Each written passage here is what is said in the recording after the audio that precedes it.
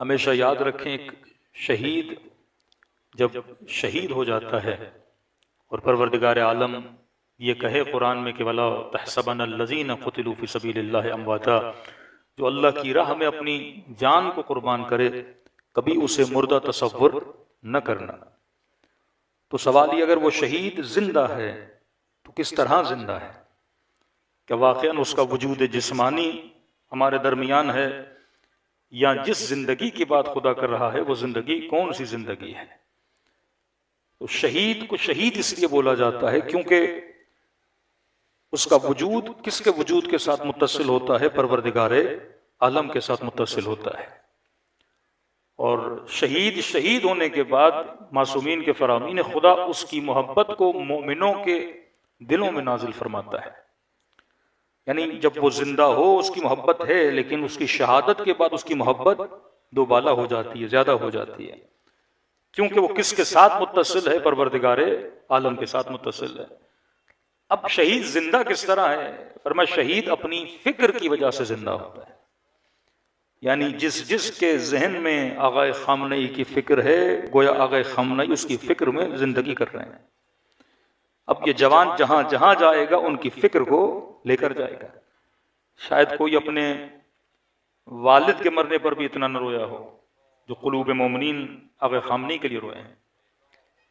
कि कुछ लोग तो सिर्फ कहते हैं हम उनकी आवाज को सुनने के लिए तरस गए, जिनकी मुस्कुराहट से मोमिनीन के कुलूब को मुस्कुराहट मिले, जिनकी आवाज से लोगों के दिलों को रौनक मिले। ये असर होता है वली खुदा का, ये असर होता है नाइबे इमाम का। और याद रखिए आखिरी जमाना जमाने तफरीक है। हमेशा मजालिस में कहता हूं आखिरी जमाने में गोया एक तरह से छानी है जिसमें लोगों को छाना जाता है।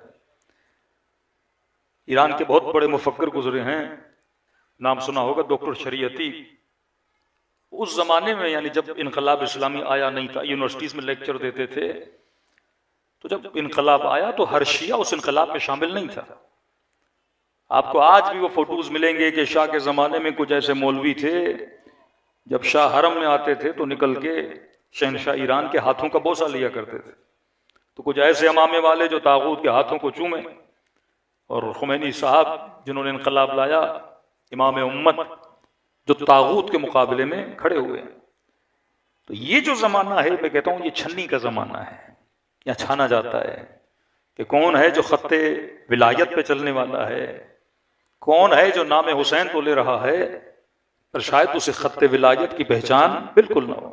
लेकिन बेहतरीन जुमला डॉक्टर शरीयती ने कहा, वो कहते थे मुझे दो तरह के शिया नजर आते हैं। तो अपने जमाने में उन्होंने एक इस्तिलाह दी का, एक शिया सफवी, दूसरा शिया अलवी। का ये भी शिया है, ये भी शिया हैं। एक वो शिया है जो शहंशाह ईरान का हाथ का बोसा ले रहा है, दूसरा वो शिया है जो इनकलाब के लिए अपने बच्चों को कुर्बान कर रहा है।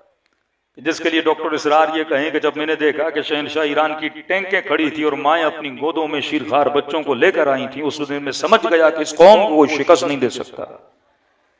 जिसने सिर्फ अली असगर सुना नहीं बल्कि अली असगर की शहादत से कुछ सीखा भी है, जिसने सिर्फ अली अकबर की बर्छी पे गिरिया नहीं किया बल्कि कल्ब अली अकबर को समझा भी है, जिसने सिर्फ उन जख्मों पे गिरिया नहीं किया बल्कि फिक्र अबा अब्दुल्लाह हुसैन को भी अपने वजूद में समाया है।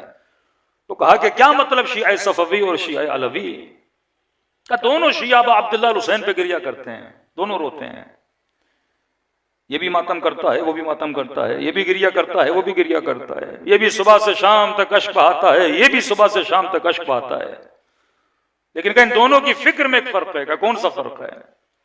शिया सफवी जो है वो हुसैन इब्न अली पे गिरिया करता है और बुलंद बुलंद आवाज में कहता है जब मुहर्रम के दिन आते हैं कि अब्दुल्लाह हुसैन शहीद हो गए। माह मुबारक रमजान में गिरिया करता है कि अमीरुल मोमिनीन के सर पे जरबत लगी, हम शिया यतीम हो गए, अली शहीद हो गए। हसन इब्न अली की शहादत आए तो कहता हसन इब्न अली शहीद हो गए। का ये सिर्फ गिरिया पर शहादत करता है, ऐलान करता है कि अली कत्ल कर दिए गए, शहीद हो गए, हुसैन इब्न अली शहीद हो गए, हसन इब्न अली शहीद हो गए। का एक है शिया अलवी, का ये भी अबा अब्दुल्लाह हुसैन पे गिरिया करता है, ये भी रोता है, ये भी बुलंद बुलंद आवाज से कहता है हुसैन शहीद हो गए, अमीरुल मोमिनीन शहीद हो गए। लेकिन ये उसके बाद एक और जुमला भी कहता है कि खुद से सवाल करता है कि हुसैन शहीद क्यों कर दिए गए। ये पूछता है कि इमाम हसन को शहीद क्यों कर दिया गया। एक वो शिया जो सिर्फ शहादत पे रोए, दूसरा वो शिया जो समझे कि हुसैन इब्न अली के साथ दुश्मनी क्या थी। जब तक हम इस क्यों को न समझें, आज दुनिया ये बोले कि अमेरिका का मसला ईरान से है, ईरान से मसला क्यों कहें कि भाई मुसलमान हैं, दूसरा मसला क्यों कहें कि जनाब ये शिया हैं। अच्छा, मुसलमानों से मसला क्यों का ईरानी मसला नमाज पढ़ते हैं, रोजा रखते हैं, हज करते हैं, ज़कात देते हैं, या दूसरे मुसलमान नमाज नहीं पढ़ते, क्या बिन सलमान नमाज नहीं पढ़ता, क्या गल्फ वाले नमाज नहीं पढ़ते, क्या वो हज और ज़कात नहीं देते, क्या मलेशिया वाले नमाज नहीं पढ़ते, क्या ट्यूनिस वाले नमाज नहीं पढ़ते, क्या मोरक्को वाले नमाज नहीं पढ़ते। एक ही मुल्क जिसके साथ मसला है, और यही मुल्क था, इसी में शिया थे, इसी में नमाजी थे, शहनशाह ईरान का जमाना था, तब कोई मसला नहीं था। मसला नमाजियों से नहीं, मसला उन नमाजियों से है जिनकी जहनों में फिक्र हुसैन इब्न अली है। हाँ, आज मोहम्मद जो लोगों को खालिस दीन दे रहे हैं, देखिए जब पूरे मुल्क में ना खालिसी हो और एक बंदा खालिस माल बेच रहा हो तो ये सारे चोर किसके दुश्मन बनेंगे।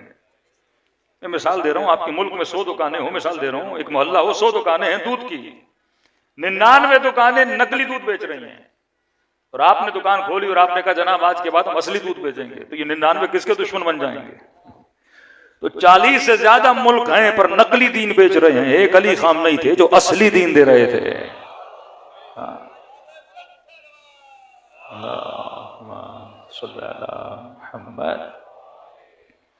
मसला नमाजी से नहीं, उस नमाजी से है जिसके अंदर फिक्र अबू अब्दुल्लाह हुसैन है।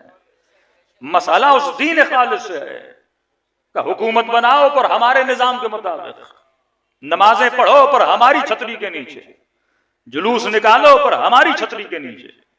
और ये जमाना जो बसीरत का जमाना है, जो इंसान दुश्मन शिनास बने, हम नाम अली इब्न अबी तालिब तो लें पर निजाम अमीरुल मोमिनीन को न समझें। कि कुरान में 12 मैंने पिछले साल अर्ज किया था, हुक्म है अकीमुस्सलाह, अकीमुस्सलाह, अकीमुस्सलाह। कोई ऐसी आयत नहीं जिसमें खुदा ये कहे अकीमुस्सलाह और बाद में ये न कहे वातुज़ ज़कात, कि नमाज कायम करो, नमाज कायम करो, ज़कात को अदा करो, फिर कबर का उमर राकीन, रुकू करने वालों के साथ रुकू में चले जाओ। कभी पूछो ये क़ियामुस्सलात क्या है। ये नहीं कहा कि नमाज पढ़ो, कहा कि नमाज को क्या करो, कायम करो। उसके फौरन बाद का बात उस ज़कात को अदा करो। ज़कात से मुराद वो किशमिश वाली ज़कात नहीं है। यहाँ पे अमीरुल मोमिनीन ने रुकू में जो अंगूठी थी उसको भी क्या बोला गया, ज़कात बोला गया। हर किसी को हुक्म है कि वो नमाज को क्या करे, कायम करे, फिर है कि वो ज़कात को अदा करे।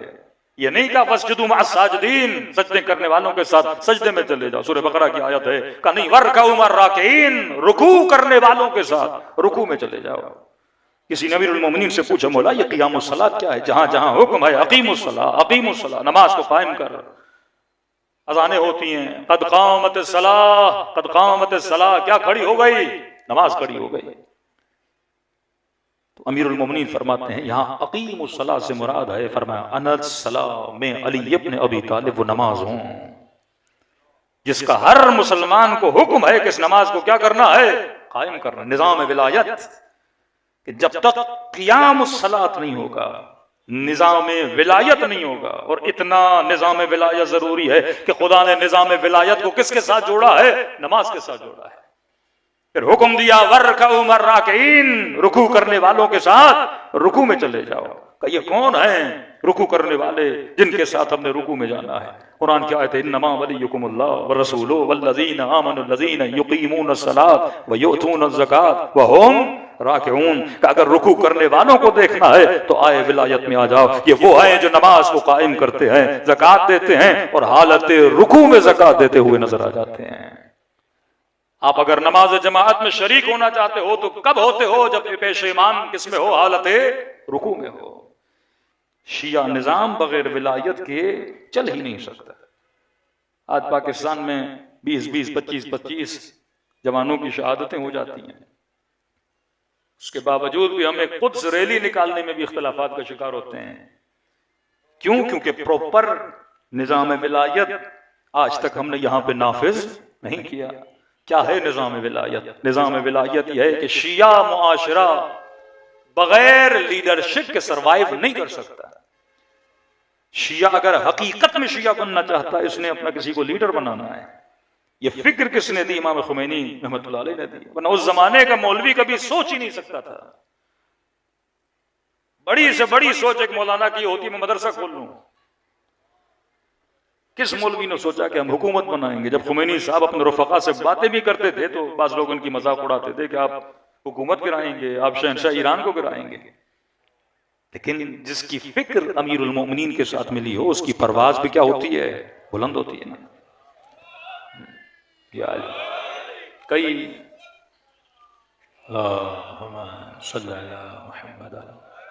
कई जवान जब तन्हाई का शिकार हो जाते, मौलाना हम राह विलायत पे चल रहे हैं, राह हक पे चल रहे हैं, लेकिन हम अकेले हैं। कोई मजाक उड़ाता है, कोई तंज करता है, लोग साथ छोड़ जाते हैं। तो किसी ने अच्छी मिसाल दी, जब उकाब परवाज करता है तो क्या होता है? अकेला होता है।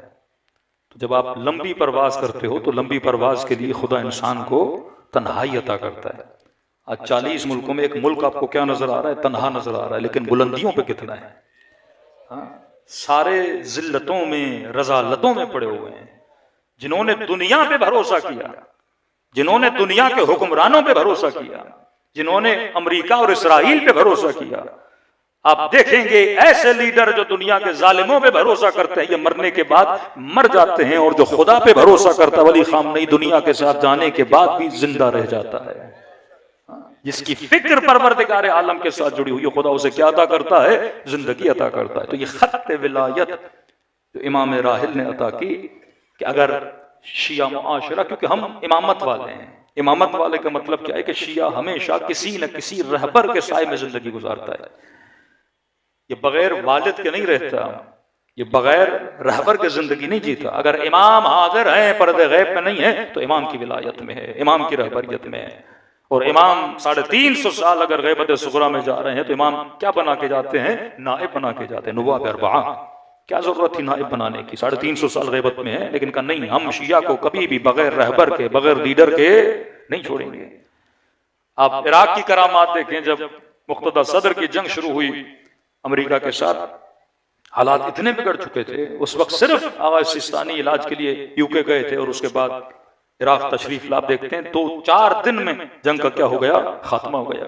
यही दाइश, यही जबहतुन नसरा, जिन्होंने मूसिल की यूनिवर्सिटी में शिया जवानों को 400 के करीब शिया जवानों को जिंदा गाड़ा गया, इज्जतों को पामाल किया गया, ऐसे गलों को काटा गया जैसे कसाब खाने में जानवरों के जिस्मों को ज़िबा किया जाता है। लेकिन एक मुज्तहिद और एक मर्जा की फतवा ने पूरे इराक से इन दाइशी वहूश को क्या कर दिया? बाहर निकाल दिया। ये किसकी ताकत है? ये रहबरियत की ताकत है। ईरान के बाद सबसे बड़ा रिएक्शन अगर अमेरिका के खिलाफ आया, इराक भी है, लुबनान भी है, लेकिन फर्स्ट रिएक्शन आप देखते हैं कहां पर आया? पाकिस्तान में आया। ये पोटेंशियल है इस कौम का कि यहाँ के जवान खत्ते विलायत के साथ कितने जुड़े हुए हैं। जब तक मजबूत रहबरियत नहीं होगी, तब तक मजबूत कौम नहीं होती। अल्लाह कहता है एक प्लान दुश्मन बनाता है, एक प्लान परवरदिगारे आलम बनाता है। मकरू वल्लाहु खैरुल माकिरीन। सबसे बड़ी गलती जो अमेरिका से हुई वो आगाए रहबर की शहादत के साथ साथ जो इन्होंने 170 बच्चियों को और बच्चों पे जो बम गिराया, ये इनकी सबसे बड़ी मिस्टेक थी। क्योंकि आप ये नहीं कह सकते कि ईरान में जिद इनकलाब नहीं है, बहुत सारे लोग हैं। हमेशा रहबर मौज़म कहते थे कि जंगे हार्ड वॉर और सॉफ्ट वॉर, एक सख्त जंग है जो हथियारों की जंग है। ये जंग इतनी मुश्किल नहीं जितनी जंगे नर्म सॉफ्ट वॉर है। ये जो आपके कैमरे हैं, ये जो आपके मोबाइल्स हैं, ये जो आपका सोशल मीडिया है, ये सबसे बड़ी जंग है। एक एक पिक्चर दुश्मन पे क्या असर डालती है, एक एक जुमला दुश्मन पे क्या असर डालता है, एक एक लाइक, एक एक सब्सक्रिप्शन दुश्मन पे क्या असर डालती है। मिलियंस ऑफ डॉलर्स खर्च किए गए। आप बीबीसी उर्दू सुनते हैं, उसका सिर्फ रेडियो है। 22 करोड़ की कौम है पाकिस्तानी, लेकिन आज तक टोटली बीबीसी उर्दू का चैनल 24 आवर्स नहीं चलता। लेकिन ईरान में सबसे पहले जब इख्तलाफात हुए अहमदीनजाद के दौर में, तो इन्होंने प्रॉपर एक चैनल बनाया BBC पर्शियन के नाम से। 24 आवर्स प्रोपेगेंडा, 24 आवर्स ईरानी कौम के जवानों के जहनों पे क्या कर रहा था, काम कर रहा था। फिर सऊदी अरब से एक related channel Iran international news के नाम से खोला गया। मुसलसल सबसे पहली जो खबर अगर रहबर की शहादत की आई वो इस चैनल ने दी। सबसे बड़ा प्रोपेगेंडा कि ईरान में जो इख्तलाफात हुए, मोर देन 45,000 पीपल सिपा ने मारे, उसी चैनल ने प्रोपेगेंडा किया। और इसी चैनल के प्रोपेगेंडे के खबर की असास पर आप देखते हैं कि ट्रंप साहब अपनी तकरीरों में कहते हैं कि जनाब 40,000 से ज्यादा लोगों को मारा गया। बिल्कुल फीट किया गया कि बस अगर रहबर दुनिया से चले जाएंगे तो ये जितने जिद्द इनकलाबी हैं ये रोडों पे निकल कर आ जाएंगे। लेकिन 170 बच्चे और बच्चियों की शहादत ने इस कौम को जज्बा दिया कि जो बच्चों पे रहम न करे वो हमारे ऊपर क्या रहम करेगा। और इतना असर डाला गए खामनेई की शहादत ने, वो लोग जो पहले जिद्द इनकलाब थे आज वो क्या बन चुके हैं, इनकलाबी बन चुके हैं। हमेशा अपनी गुफ्तगू में अगर वफादारी आयतुल्लाह उज़्मा खामनेई से निभाना चाहते हैं तो जवान आज कोशिश करें उनकी छोटे छोटे क्लिप्स, उनकी छोटी छोटी गुफ्तगू जो बाबसीरत गुफ्तगू है। आज हमारे बाज नादान दोस्त जब आगा खामनेई के बाद फतवों को क्रिटिसाइज करते थे, जिन्होंने शिया कौम को क्या किया, मुत्तहिद किया, जिन्होंने मुसलमानों को क्या किया, मुत्तहिद किया। वरना इस कदर शिया मुखालिफत होती, जो दाइश के दिलों में आप नफरत देखते हैं वही उम्मते मुस्लिमा के दिलों में नफरत होती, लेकिन इन्होंने मुसलमान को मुसलमान से क्या कर दिया, जोड़ दिया। लेकिन हमेशा एक फरमाइश, हमेशा एक जुमला कहा करते थे कि शिया को बसीरत होना चाहिए। मद्दे मुकाबिल जो दुश्मन है वो आपकी बसीरतों को छीनना चाहता है। इमाम हसन इब्न अली के लश्कर में सबसे पहला प्रोपेगेंडा क्या फैलाया कि इमाम हसन ने माविया के साथ क्या किया है, सीज फायर कर दिया है। हालांकि इमाम हसन ने पहली गुफ्तगू में ऐसी कोई बात थी नहीं। ये जैसे बाहर निकले इतना प्रोपेगेंडा किया कि जनाब सुलह हो गई, सुलह हो गई। हद से ज्यादा जो लश्कर में लोग थे वो सिर्फ इस लालच में आए थे कि हम जंग जीतेंगे और माल गनाइम को छीनेंगे। जैसे सुना जनाब सुलह हो गई तो गनाइम का तो कोई पता ही नहीं है। फिलफौर इमाम हसन के खेमे पे हमला किया। वो मुसल्ला जिस पे हसन इब्न अली अलैहिस्सलाम नमाज पढ़ रहे थे, गनीमत की नियत से मुसल्ला भी इमाम के कदमों से क्या कर लिया, छीन। वो लोग थे जो लश्कर में साथ आए थे। अमीरुल मोमिनीन की कुछ जंगे कुफार के साथ हैं और ज्यादा जंगे अमीरुल मोमिनीन की दाखिली दुश्मनों के साथ हैं। खैबर अमीरुल मोमिनीन फतह कर देते हैं, खंदक अमीरुल मोमिनीन फतह कर देते हैं। कोई ऐसा लश्कर नहीं कि कुफार के साथ लड़े अमीरुल मोमिनीन को फतह न मिले। लेकिन वही अली इब्न अबी तालिब जंग सिफ़ीन जीती हुई जंग हाथ से निकल जाती है। मिस्र अमीरुल मोमिनीन के हाथों से चला जाता है। हुकूमत सुखड़ कर कूफे तक महदूद हो जाती है कि मौला अली जो मिंबर कूफा पर जाएं, फरमाया इतना रोते थे अमीरुल मोमिनीन अपने जानों पे मारते थे। फरमाता अहले कूफा जितने गम अली ने उठाए हैं तुम लोगों से उठाए हैं, क्योंकि इताअत इमाम नहीं थी। एक है जंग खारिजी, उसमें खुदा आपको कामयाबी देता है। सबसे बदतरीन जंग है जंग दाखिली, जब मुसलमान मुसलमान से लड़ा, जब वही मुसलमान जिनके माथों पे सजदों के निशान थे, हाफिज कुरान थे और खारिजी बने अमीरुल मोमिनीन के मुकाबले में आए। जब जंग सिफ़ीन में यहां भी कलमा गो वहां भी कलमा गो, तो सबसे ज्यादा खतरा अगर होता है, रहबर मौसम कहते थे, वो निफाक का खतरा है। वो मोमिन को मोमिन से लड़ाने का खतरा है। और वल्लाह इनकी शहादत ने मोमिनों को आपस में क्या कर दिया, जोड़ दिया। इतना इत्तेहाद है इस वक्त ईरान में कि आपका तसव्वुर है। तो इंसान जिंदा रहे तब भी बाबरकत हो, जब दुनिया से जाए तो उसकी मौत भी बाबरकत बने। कि मोमिन के कुलूब को मोमिन के साथ मिला दे। सल्लल्लाहु अलैहि मोहम्मद व आले मोहम्मद।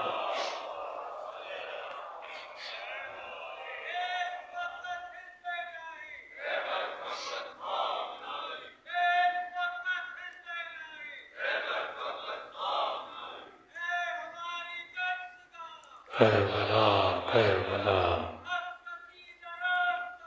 करबला करबला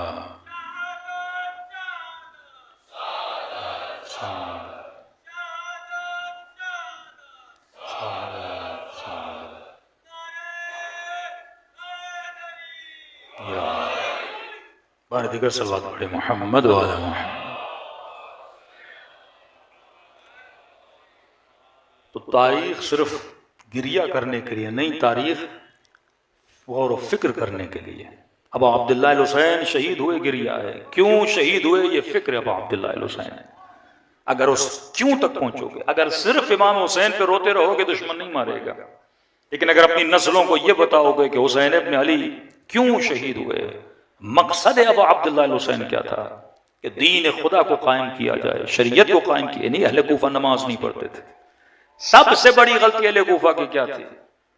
इमाम हुसैन ने नाइब भेजा, नाइब इमाम। आज लोग इमाम के दोस्त बने हुए हैं पर नाइब इमाम की पहचान न हो, वो कूफियों की तरह हैं। नारे अली इब्न अबी तालिब तो लगाएं पर नाइब अली के दुश्मन बन जाएं। हुसैन इब्न अली का नाम तो लें पर नाइब हुसैन को न पहचाने। यही कूफी जो खत अबू अब्दुल्लाह हुसैन को लिख रहे थे, मुस्लिम इब्न अकील नाइब इमाम। क्या किया मुस्लिम अकील के साथ? जो नाइब इमाम को तन्हा छोड़ दे। 5 मिनट तसव्वुर करें, अगर अहले कूफा गलियों को खाली न करते, अगर अहले कूफा रोड्स को खाली न करते, अगर अहले कूफा मस्जिदों को खाली न करते, तो कभी जनाब मुस्लिम इब्न अकील के पांवों में रस्सियां नहीं डाली जाती, जनाबी मुस्लिम अकील को इस तरह से शहीद न किया जाता। और उसके बाद मजलूमियत अबू अब्दुल्लाह। अगर आप नाइब इमाम की हिफाजत नहीं करोगे तो इमाम जमाना की हिफाजत कैसे करोगे? अगर आप नाइब इमाम की हिमायत नहीं करोगे तो इमाम जमाना की हिमायत कैसे करोगे?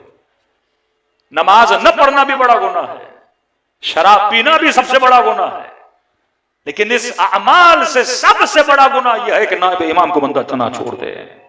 कूफे वाले नमाज भी पढ़ रहे थे, कूफे वाले शराब भी नहीं पी रहे थे, सबसे बड़ा गुनाह जो किया नाइब इमाम को तको तना छोड़ा। नतीजा क्या बना? अबू अब्दुल्लाह हुसैन करबला के मैदान में किस मजलूमियत के साथ शहीद कर दिए गए।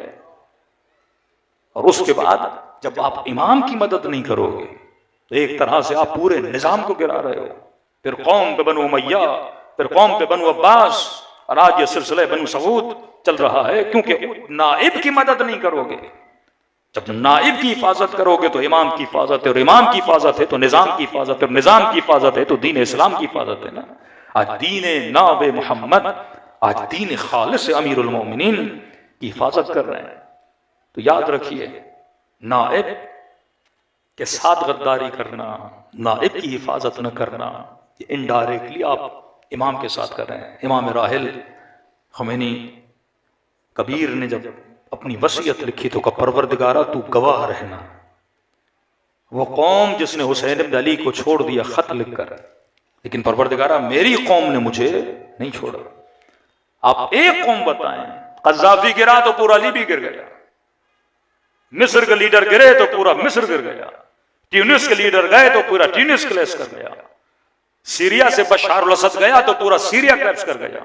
वही सोच थी ना कि अगर हम आगे खामनेई को शहीद कर देंगे तो पूरा ईरान का निजाम क्या हो जाएगा? नीचे आ जाएगा। ये निजाम अफराद पे नहीं चलता, ये निजाम अफकार पे चलता है। यजीद ने भी सोचा था इमाम हुसैन को शहीद कर देंगे तो निजाम इमामत खत्म हो जाएगा, फिर कहा इमाम ज़ैनुल आबिदीन को खत्म कर दें निजाम इमामत चला जाएगा, लेकिन निजाम इमामत चलता रहा, क्योंकि इमामत फिक्र का नाम है, इमामत आइडियोलॉजी का नाम है, दीन अफकार का नाम है। आप किसी का गला काट सकते हो पर लोगों की फिक्रों को काट नहीं सकते हो। तो ये निजाम 30-40 साल इस निजाम ने क्या बनाई? फिक्रें बनाई, लाशों के अंबार भी लग जाएं। लेकिन खुमैनी साहब कहते थे अगर तुझे ईरान चाहिए तो एक ही जरिए से ईरान को ले सकते हो कि एक एक बंदे को कत्ल कर दो, फिर खाली ईरान तुम ले सकते हो। लेकिन जब तक यहाँ पे फिक्रे विलायत रखने वाले जिंदा हैं तब तक अमरीकों के नजिस पांव इस सरजमीन में कभी आ नहीं सकते। सल्लल्लाहु अलैहि मोहम्मद व आले मोहम्मद। मोहम्मद वज्जिल फरज। एक कुरान की आयत अपने जहनों में याद रखें, ये किताब काफ़ी है जिल्द नंबर 8, उसमें परवरदिगार आलम बनी इसराइल का जिक्र करते, यही यहूदी वक़ज़ैना इला बनी इसराइल फिल किताब तुफ़सिदुन फिल अर्ज़ मर्रतैन। अल्लाह कहते हैं बनी इसराइल फसाद करेंगे और इनके फसाद को खुदा कुछ मोमिनों के जरिए से इख्तिताम पजीर करेगा। मेरे छठे इमाम जाफ़र सादिक़ अलैहिस्सलातु वस्सलाम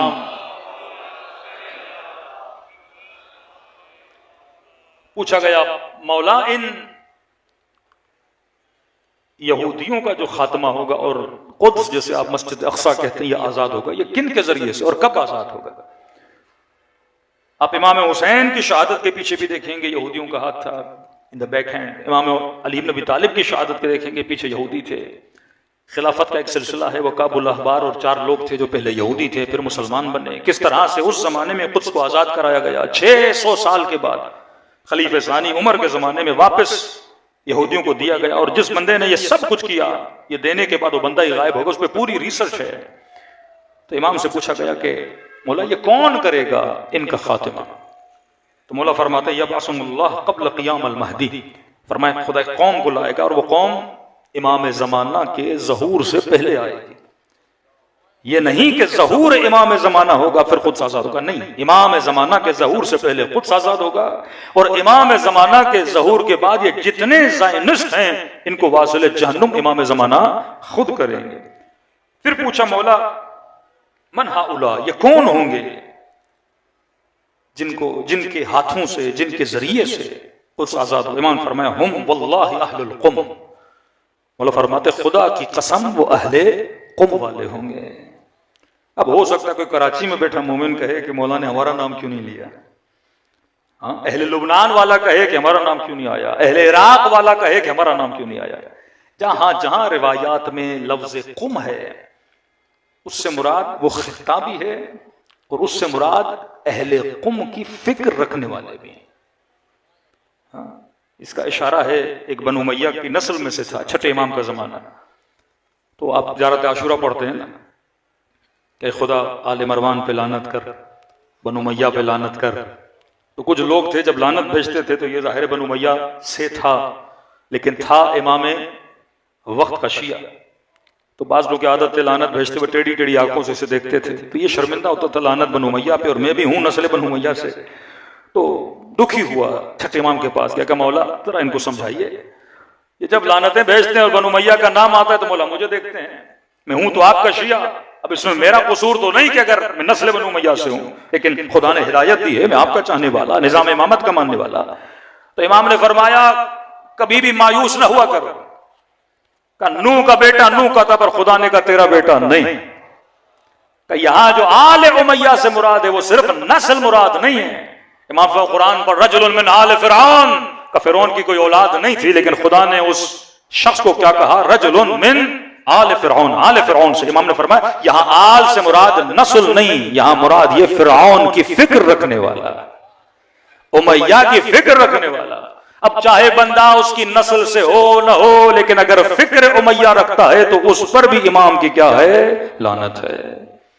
और कहा कि कोई उसकी नस्ल से ना भी हो पर उसकी फिक्र पर रखता है, उस पर लानत है। फिर फरमाया क्या तुमने फजीलत सलमान में नहीं सुना, सलमान मिन्ना अहलल बैत का, न सैयद है न नस्ल सादात से है, लेकिन का मिन्ना अहलल बैत मुराद यह है कि सलमान फिक्र अली इब्न अबी तालिब को रखने वाला है। जो भी फिक्र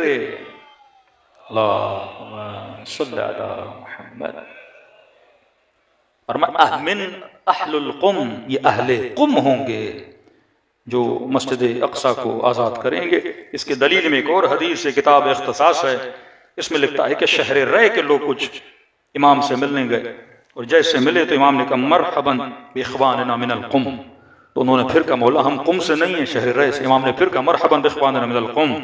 तीसरी बार का मौला हम शहर रे से हैं, तेहरान से हैं। इमाम ने कहा मरहबन बिइख्वानिना मिनल कुम। तो मौला ये समझाना चाहते थे हम शहरों को नहीं देखते, हम ये समझाना चाहते हैं जिनके अंदर फिक्र अहले कुम है। और इनकलाब कहां से आया, अहले कुम से आया। तो जिस की फिक्र इनकलाबी है इमाम उसको अहले कुम से तसव्वुर करते हैं। और अहले कुम और कुम के लिए कहा गया जन्नत के टुकड़ों में से एक टुकड़ा है। अगर आप कराची में बैठे हो लेकिन फिक्र अहले कुम है, आज जमाना इस बात का है कि आप नाम शुहदा को जिंदा रखें, फिक्र अबा अब्दुल्लाह हुसैन को जिंदा रखें। आज जंग फिक्र है।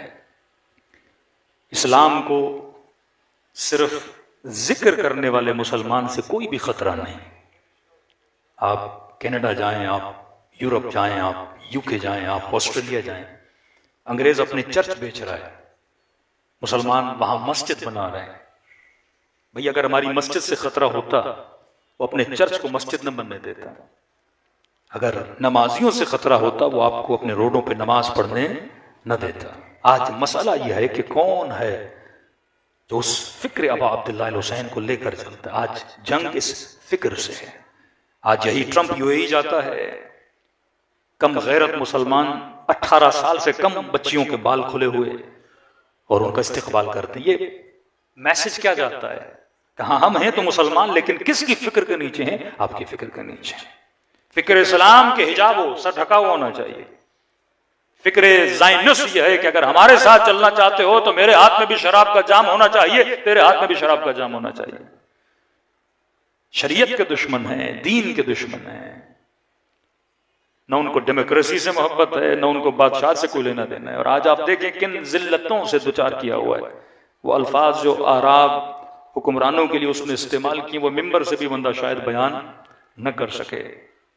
लेकिन वही दुश्मन जब शहीद कासिम सुलेमानी का नाम लेता है तो ट्रंप खुद कहता है मैंने इतना बड़ा इंटेलिजेंट बंदा अपनी जिंदगी में नहीं देखा। तारीफ वो जो दुश्मन करे ना। हाँ, और ट्रंप को कितना एजाज दिया आपका शहबाज शरीफ ने, जिसकी तारीफ नामी गिरामी शरीफ करें तो वो खुद कितना शरीफ होगा। हाँ, यहां ये खुदा इज्जतें दे रहा है आपके। 40 से ज्यादा मुल्क हैं, लेकिन खुदा ने बहादुरी का तमगा आपको दिया। मिसाइल या यमन से जाता है वो भी शिया, या लुबनान से जाते हैं वो भी शिया, या इराक से जाते हैं वो भी शिया, या ईरान से जाते हैं वो भी शिया। तो दुनिया ने समझ लिया अगर किसी कौम के रहबरों में बहादुरी पाई जाती है वो सिर्फ अली वलीउल्लाह के मानने वाले हैं। ये आइडियोलॉजी ऑफ अबू अब्दुल्लाह अल हुसैन है। मैंने बारहा कहा, जब इन्होंने $2-2 मिलियन के टैंक दिए कुछ अरब हुक्मरानों को, और जब जॉन कैरी वजीर खारजा था और उसने उसी अरब मुल्क के वजीर खारजा को बुला के जलील किया कि हमने इतने महंगे महंगे टैंक्स तुम्हें दिए, और हमें सुनने में आता है कि यमन के दुबले पतले से सिपाही आते हैं जिनके पांवों में फटी हुई जूतियां हैं, हाथों में सोवियत यूनियन जमाने की क्लेशन कोफे हैं, और इतना बड़ा भारी भरकम टैंक तुम्हारे सिपाही छोड़ के चले जाते हैं। हमने इसलिए दिया था कि सारे टैंक तुम उनके हवाले कर दो। तो मैं कहता जॉन कोरी को कोई समझाता तो इनको टैंक दे सकता है, अली की बहादुरी नहीं दे सकता। ये जो बहादुरी और रिशादत है ये फलसफे करबला से मिलती है। ये 14 साल का कासिम बहादुरी देखो, करबला की माओ की बहादुरी देखो। बीबी रुबाब इस पे गिरिया करें, अब अब्दुल्ला अकबर की मां अकबर को कुर्बान कर रही है। लेकिन मेरा असगर इतना छोटा है, ये तलवार नहीं उठा सकता। काश मेरा बेटा भी जवान होता, मैं अपने बच्चे को आप पे कुर्बान करती। अरे ये तो अहले हरम है, वहाब कल्बी की मां चंद दिनों के लिए हम सफर बनी सैयदा ज़ैनब की। सर काट के जब इस मां के कदमों में फेंका गया तो वापस अपने बच्चे का सर उठा के वापस दिया कि मैं उसकी मानने वाली हूं जो एक बार दे दे फिर वापस नहीं लेते। आज जिन्होंने फिक्र हुसैन को समझा, शोर वाले शिया न बनो, शऊर वाले शिया बनो। वो माएं जो जनाजों पे आती हैं आंखों में आंसू नहीं होते, कहती अगर खुदा 10 बेटे भी देते तो हम इस राह में क्या करते, कुर्बान करते। मैं कल परसों किसी माँ का इंटरव्यू सुन रहा था, इन्हीं दिनों में 8 बच्चे इस माँ ने कुर्बान किए। एक माँ 8 बच्चे कुर्बान करे, इस माँ के कलेजे को जुर्रत किसने दी? ये वो करबला है, ये फलसफे करबला है। वो शिया हो ही नहीं सकता जिसके अंदर मौत का खौफ हो, जो साल में सैकड़ों मजलिसें सुने और हर मजलिस की इंतहा में जिक्र शहादत सुने। तो जो माँ अपने बच्चे को दूध पिलाए और अली असगर पे गिरिया करे, ये बच्चे बहादुर बनते हैं, ये नस्लें बहादुर बनती हैं। इस तरह फरमाया कि खुदा कभी भी हरारत जिक्र अबू अब्दुल्लाह को बुझने नहीं देगा। न ये जिक्र पुराना होता है, न ये गम पुराना होता है। वल्लाह किसी का बाप दुनिया से चला जाए, उस साल रोगे, अगले साल गम कम होगा, तीसरे साल और कम होगा, 10 साल के बाद शायद आंखों से आंसू भी ना आए। लेकिन दिल पे हाथ रख के बताओ, हर साल मुहर्रम में आते हो, पिछले साल से ज्यादा रोते हो। ऐसे महसूस होता है कि कल अबू अब्दुल्लाह अल हुसैन शहीद हो गए। और खुदा की कसम, खुदा इन शुहदा के गम को भी कितना ताज़ा रख रहा है। कोई अगर रहबर की तस्वीर गुजरती है तो आंखों से आंसू आ जाते हैं। शहीद कासिम की लोग अंगूठी देखते हैं तो आंखों से आंसू आ जाते हैं। ये वो लोग हैं जिनके दिल नूरानी थे, ये वो लोग हैं जो अपनी दुआओं में खुदा से शहादत मांगते थे। इतनी पुर इफ्तिखार जिंदगी, 70-80 साल पूरी जिंदगी इबादत खुदा में, और जब दुनिया से जाएं तो शुहदाए करबला के साथ। आगा रहबर का जुमला याद रखिए, फरमाते इन्नी सिल्मुन लिमन सालमकुम व हरबुन लिमन हारबकुम इला यौमिल क़ियामह। कहा कि मौला मैं हर उसका दोस्त हूं जो आपका दोस्त है। रहबर के जुमले, फरमा परवरदिगारा मेरी हर उसके साथ जंग है जिन्होंने अहले बैत रसूल के साथ, फिक्र अहले बैत रसूल के साथ जंग की। आखिर में एक जुमला है इला यौमिल क़ियामह। ये नहीं कि मेरी जंग सिर्फ उस यजीद से है जो 62 हिजरी में था। ये लफ्ज क्यों कहा गया इला यौमिल क़ियामह? जब तक क़यामत है मेरी जंग है, जब तक क़यामत है मेरी यजीद के साथ जंग है। यजीद तो मर गया, फिर किस यजीद के साथ जंग है? हाँ 62 हिजरी वाला यजीद मर गया, लेकिन आज का यजीद तो है। हर जमाने में फिक्र हुसैन भी है और फिक्र यजीद भी है। शिया तब हो जब तक ता क़यामत इस फिक्र तागूत और फिक्र यजीद के साथ लड़ते रहो। करबला मजलूम परवर सोच का नाम है, करबला जालिम के मुकाबले में खड़े होने का नाम है। कि मासूम फरमाते हैं रत्ती बराबर अगर जालिम के लिए दिल में हमदर्दी है, रत्ती बराबर, फरमाए वो जन्नत की खुशबू को सूंघ नहीं सकता। क्या हसन इब्न अली कूनू लिज़ालिम खस्मा वलिल मज़लूम औना, कि जालिम के लिए दिल में नफरत रखना और मजलूम के लिए दिल में हिमायत रखना। आज हम किसी कौम की हिमायत के लिए नहीं बैठे, आज हम मजलूमों की हिमायत के लिए बैठे। कि माह मुबारक रमजान में, रोजे के आलम में कुरान पढ़ते हुए किसी को शहीद कर दिया जाए, बच्चों के साथ, नवासों के साथ, बिल्कुल उसी तरह जिस तरह अबा अब्दुल्लाह हुसैन को शहीद कर दिया गया। बस फर्क ये था रहबर 1 दिन के प्यासे थे, इमाम हुसैन 3 दिन के प्यासे थे। दिलों को थोड़ी देर के लिए करबला ले जाएं,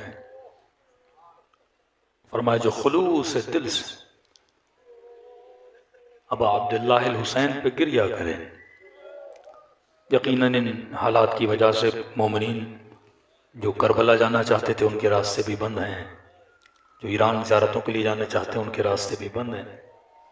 पर मैं जब कभी दिल तड़पे अबा अब्दुल्लाह हुसैन के लिए, एक तो जब भी करबला जाएं पहली ज़ियारत नियाबत आयतुल्लाह ख़ामनेई में करिएगा, शुहदा की नियाबत में करिएगा। उनका बहुत बड़ा एहसान है हमारे ऊपर, हमारी फिक्रों के ऊपर। बारहा सुना चुका एक बूढ़ा जो तड़प रहा था अबा अब्दुल्लाह हुसैन की ज़ियारत के लिए, और उसने देखा कि लोग करबला जा रहे हैं तो घर गया, मुसल्ले पे बैठा, बड़ा गिरिया किया। अर्ज़ की मौला हुसैन लगता ऐसे है कि अमीरों के इमाम हो, सेहतमंदों के इमाम हो। मौला मेरे पास पैसे नहीं, मैं करबला नहीं आ सकता, दुआ कर रहा हूं नसीब नहीं हो रही। मौला बे औलाद हूं, बीमार हूं, कोई साथ लाने वाला नहीं। कहते मुसल्ले पे रो रो के से नींद आ गई। ख्वाब के आलम में इमाम हुसैन की ज़ियारत नसीब हुई। फरमाए मोमिन कभी अपने मौला से नाराज नहीं हुआ करते। का तुझे शिकायत है कि करबला नहीं आ रहे? का वो बसों पे जहाजों पे करबला गए हैं, अभी करबला पहुंचे नहीं है। करबला पहुंच भी गए तो मेरी जरी को देखें कि का तू हुसैन के चेहरे की ज़ियारत कर रहा है। गिरिया किया कि मौला दुख में था, गम में था, और बुढ़ापा इतना आ गया कि खौफ है कहीं मर न जाऊं। डर था कि मुनकर और नकीर पहला सवाल करेंगे कि इतना आशिक हुसैन था, नामा अमाल में एक ज़ियारत हुसैन को लेकर नहीं आया। अर्ज किया अबा अब्दुल्लाह ने, इमाम ने फरमाया अगर जिंदगी में एक बार भी आ सको तो मेरी करबला जरूर आना, क्योंकि तुझे ज़ियारत के सवाब का नतीजा बरज़ख में पता चलेगा। किसी आलिम से कहा ना कि अगर खुदा एक बार दुनिया में भेजे क्या करोगे? का फला इमाम मासूम की ज़ियारत पे जाऊंगा। कहा क्यों? का मैं जिंदगी में 3 बार इमाम की ज़ियारत पे गया और हर ज़ियारत के बदले में 3 मरतबा आलम बरज़ख में मुझसे मिलने के लिए आए। का मोमिन आ सको तो एक बार जरूर आना। अर्ज की मौला नहीं आ सकता और पता है मौत करीब है। तो इमाम ने फरमाया हम सखावत से भी बुलंद दर्जे पर हैं, और वो दर्जा करीम का दर्जा है। का सखी वो है जो मांगने पे दे, करीम वो है जो न मांगने पर अता करे। अगर दिल तड़पे ना हुसैन के लिए, फरमाया बस खुलूस दिल से मुझ गरीब को एक सलाम किया करो, कि मौला सलाम से क्या होगा कि हम कहेंगे लिखे तेरे नाम अमाल में तूने सवाब ज़ियारत हुसैन कमा लिया। कि मौला इतना आसान है आपकी ज़ियारत का सवाब। वहाँ फरमाया एक निशानी अगर वो तेरे अंदर हो तो समझना सवाब ज़ियारत मिला। कि मौला कौन सी निशानी है? कि जब मुझ गरीब की गुर्बत पे रो और सलाम करो, अगर न चाहते हुए तेरी आंखों से आंसू निकल आए, फरमाइए मत समझना ये तेरे आंसू हैं, हुसैन ने तुझे तेरे सलाम का जवाब दिया है। मैंने अपने उस्ताद अखलाक से पूछा, मैंने कहा करबला जाते हैं, इसने दुखूल पढ़ दिया, अदखुलु या अल्लाह, अदखुलु या मलाइकत अल्लाह। कैसे पता चले कि इमाम ने इजाजत दी कि नहीं? का जवान जब सलाम करो इसने दुखूल पढ़ो, और पढ़ते पढ़ते अगर आंखों से आंसू आ जाए तो समझना हुसैन इब्न अली ने तुझे इजाजत दे दी है। आज दिलों को करबला ले जाएं। यकीनन हर मोमिन का दिल इतनी शहादतों के बाद दुखी है। तो फरमाया वब्न शबीब, ऐ शबीब के बेटे, जब कभी दिल करे रोने का तो मेरे जद हुसैन पे रोया करो। आंखों को मुअत्तर करें, ज़बानों को मुअत्तर करें, क़ुलूब को करबला की तरफ रवाना करें। नियाबत शुहदा अब अब्दुल्लाह अल हुसैन को सलाम करें। जिन्हें आता है मेरे साथ पढ़ें, जिन्हें नहीं आता नाम हुसैन तो हर मोमिन को आता है, सब मिलके अस्सलाम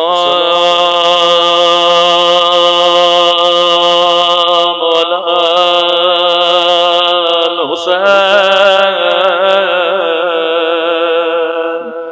व अला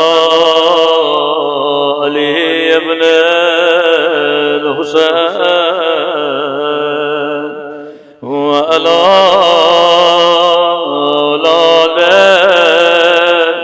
हुसैन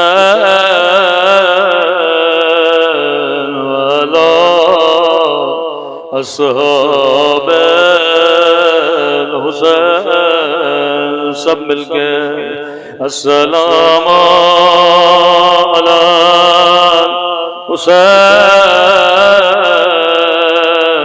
वाला, सब मिलके वाला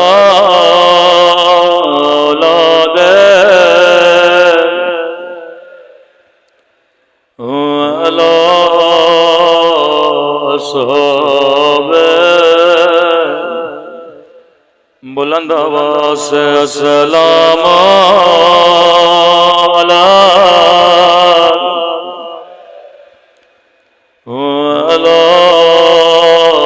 अली इब्न अला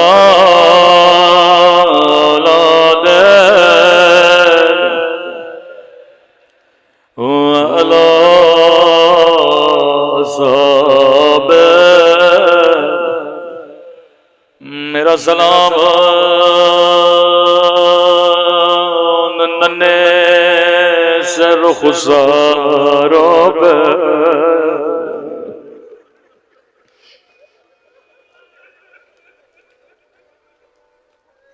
ये सलाम मेरे सलाम नहीं, इमाम ज़माना के पढ़े हुए सलाम।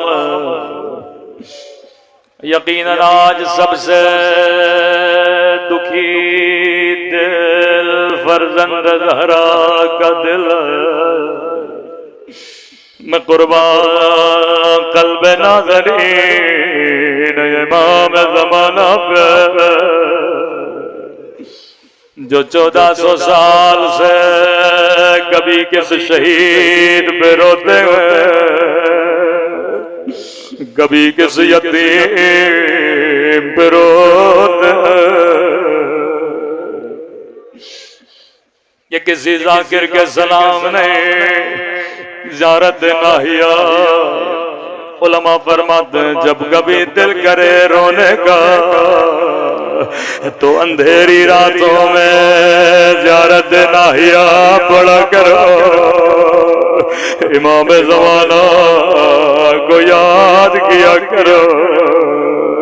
मौला ये शिया आपको आपके नाइब का पुरसा देने आए हैं, तकरीबन 3000 लाशों का पुरसा देने आए। वो जवान जिनके सीनों में गोलियां मारी गई, उनका पुरसा देने आए। मुझे नहीं मालूम आज की रात मौला कहाँ पे मौजूद है, शायद करबला में मौजूद हो, या शायद नहर फुरात पे अब्बास के कटे हुए बाजुओं पे गिरिया कर रहे हैं, या शायद शाम में नन्ही सी कब्र सकीना पे गिरिया कर रहे, या शायद उन नन्हे से बच्चों पे जो जिंदा जिंदा दरगोर हो गए, उन पे गिरिया कर रहे। सुनोगे किस तरह करबला की गुर्बत में रोते हैं। फरमाया मेरा सलाम उन नन्हे से रुखसारों पे, मेरे मौला ने नाम नहीं लिया, कदीमे मोमिनो इशारा किया। अल्लाह जाने ये अली असगर के रुखसार है, अल्लाह जाने ये कासिम के रुखसार है। जवाब मेरे मौला ने दिया, मेरा सलाम हो उन नन्हे से रुखसारों पे, वो जिनका रंग बदलता रहा, ये नहीं का रंग बदल गया बल्कि बदलता रहा। कभी शिमर के तमाचों ने रंग नीला किया, कभी जालिम के तमाचों ने रंग सिया किया। 40 साल इमाम ज़ैनुल आबिदीन गिरिया करते रहे। जब कोई मोमिन आता था कहता था मौला अल्लाह ने मुझे बेटी दी, कहते थे मोमिन अपनी बच्चियों को कभी चेहरे पे तमाचे न मारा करो। आज मुसलमान कहे शिया क्यों रोते हैं? अगर कोई बरादर सुन्नत सवाल करे उसे सही बुखारी की हदीस सुनाया करो। रसूल खुदा का फरमान फरमाते मुसलमानों अगर अदब के लिए हैवान को भी मारना पड़े, फरमाया पहले तो मारा न करो, लेकिन अदब के लिए मारना पड़े, फरमाया जानवर के बदन पे मारा करो, लेकिन कभी चेहरे पे न मारा करो। मेरे चौथे इमाम फरमाते इतने तमाचे मारे कि चेहरे की रंगत बदल गए।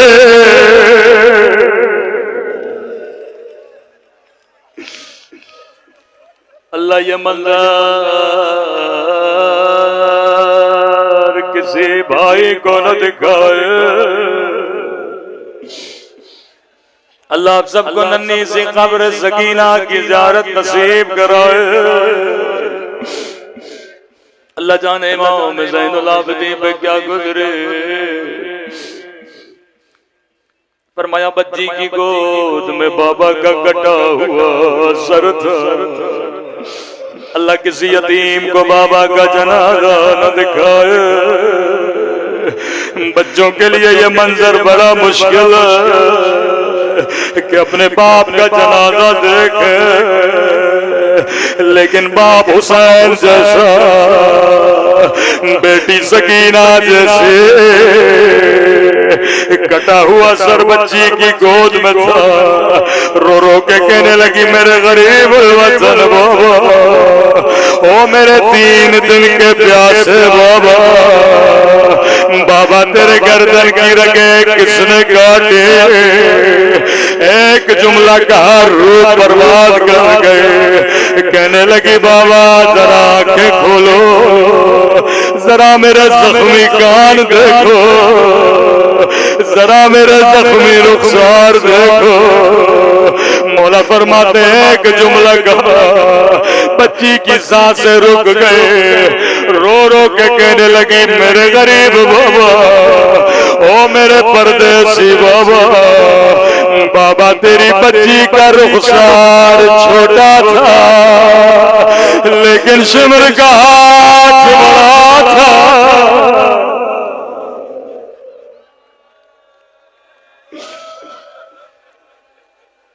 इतने तमाचे मारे गए,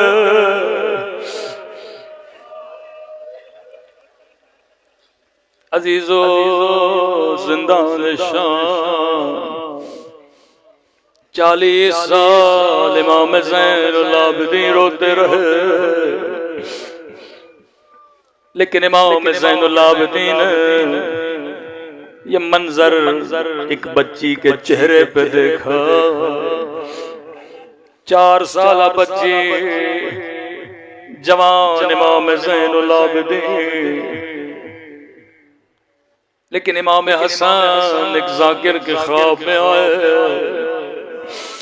फरमाया जाकिर तू मेरे शियों को मेरे असली मसाइब क्यों नहीं सुनाता? कहने लगा मौला मैं आपके सारे मसाइब सुनाता हूँ कि हसन के जिगर के टुकड़े टुकड़े हो गए। हसन वो इमाम है जिसे 2 मरतबा कफन दिया गया, बदन पे तीर बरसाए गए, बहन ने अपने हाथों से तीर निकाले। फरमाया जाकिर ये मेरे मसाइब है लेकिन मेरे असल मसाइब नहीं, मौला खुद बताइए। फरमाया जाकिर मेरे असल मसाइब मदीने की एक गली में है, मैं छोटा था, मैंने देखा किसी बंद गली में किसी जालिम ने मेरी अम्मा को तमाचा मारा, मैं फरियाद करता रहा कोई आए मेरी अम्मा को बचा ले।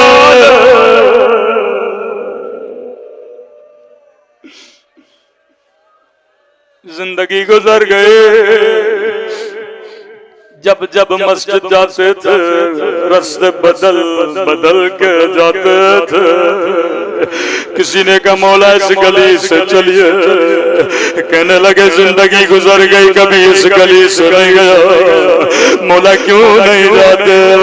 कहने लगे इस गली में उस लही का घर है जिसने मेरी अम्मा के पहलू पे डर गिराया था। मौला जिंदगी गुजर गई, चेहरा नहीं देखा, अल्लाह जाने उस बच्ची पे क्या गुजरी होगी जो आंखों से देख रहे थे और जालिम छड़ी से हुसैन के होठों पे मार रहा था। फरियादें कर रही थी नमार मेरा गरीब बाबा, मेरे 3 दिन का प्यासा बाबा।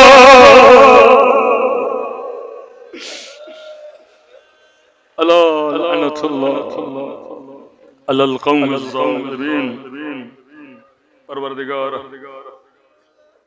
तुझे बास मोहम्मद वाले मोहम्मद की मजलूमियत का हम सबके सगीरा कबीरा गुनाह माफ़ फरमा, हमारे वालिदैन के सगीरा कबीरा गुनाह माफ़ फरमा। जितने शुहदा हैं खुदाया उन तमाम शुहदा को शुहदाए करबला के साथ महशूर फरमा।